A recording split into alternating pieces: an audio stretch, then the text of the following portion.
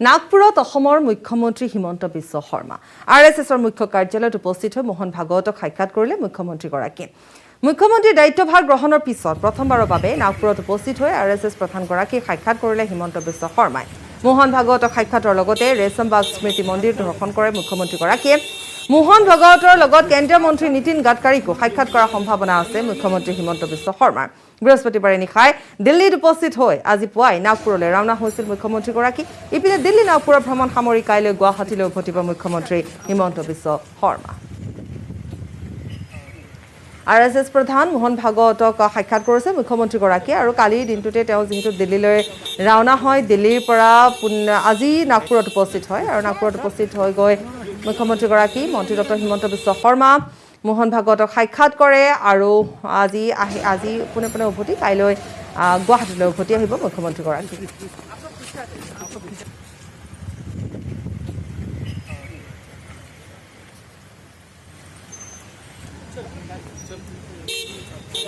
আমি সংযুक्त হৈছো আমাৰ সাংবাদিক नागपुर সাংবাদিক रवि गुलकारी होते। रवि गुलकारी, आपके पास क्या जानकारी है इस बारे में, इस वक्त की क्या जानकारी होगी?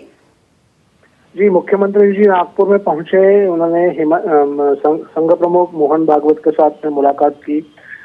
ये सारे मुलाकात को लेकर बड़ी उत्सुकता थी, लेकिन पूरी तरह क्लोज डोर मीटिंग हुई है दोनों नेताओं के बीच में। इस वजह से अभी तक हम ये जान नहीं पाए हैं संघ जो सोर्सेस है उनसे कि एग्जैक्टली उनके बीच में किस मुद्दे को लेकर बात हुई। लेकिन ये कहा जा रहा है कि पूरा ईशान्य भारत को लेकर संघ पहले से बड़ा संवेदनशील रहा है।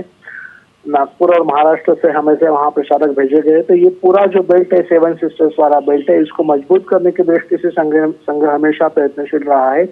इसी दृष्टि से कुछ बात होने की संभावना कुछ वरिष्ठ सांसदों ने कही है, लेकिन दोनों नेताओं के बीच में एग्जैक्ट किस मुद्दे पर बात हुई है इसका भी खुलासा ऑफिशियल तौर पर नहीं हुआ है। हम इसके इंतजार में हैं।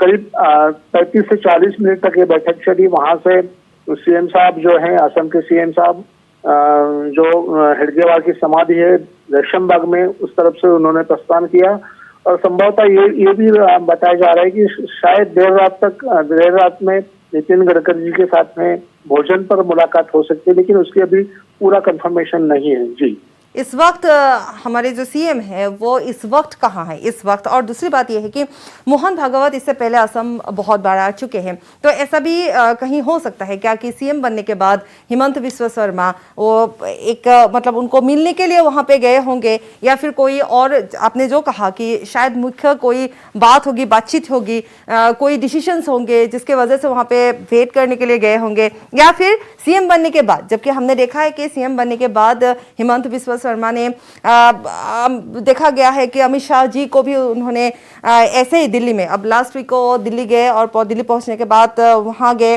तो बैठक की वजह से नहीं, मतलब सीएम बनने के बाद वहां पे गए थे विजिट देने के लिए, तो ऐसा भी हो सकता है क्या? नहीं, ये बात तो सही है। ये जो आज की मीटिंग दोनों नेताओं के बीच में ही मुलाकात हुई, ये प्योरली पीआर एक्सरसाइज है जो सीएम साहब ने किया है, असम के सीएम साहब ने किया हुआ है। ये पीआर एक्सरसाइज है। और मैं पहले भी बोल चुका हूँ कि 7 सिस्टर्स असम को लेकर जो 7 ईशान्य भारत के जो राज्य, 7 राज्य हैं, इसको लेकर संघ ने बड़ा संवेदनशील के साथ में अभी तक बात रखी है। ये भारत का अभिन्न टुकड़ा है, इसके डेवलपमेंट की बात उन्होंने की है। वहाँ का जो पूरा संस्कृति है, कल्चर है, उसको भारत के साथ में मिलाने की बात हमेशा रही है।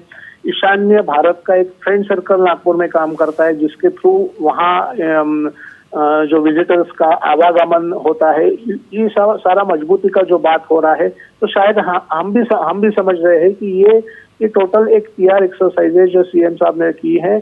और संभवतः ये भी है कि जिस तरह से खासकर ये नितिन गडकरी का हेडक्वार्टर है नागपुर में, उनका रहना है, तो नितिन गडकरी सड़क रास्ते जिस तरह देश को मजबूत कर रहे हैं, तो शायद ये भी एक बात हो सकती है कि कोई नया पहलू इसमें सामने आए और अभिन्नता के साथ में ये जो सारा बेल्ट है ईशान्य भारत का, ये भारत के साथ में जुड़े, इस तरह की सारी कवायद हो सकती है, ऐसा माना जा रहा है। जी, शुक्रिया।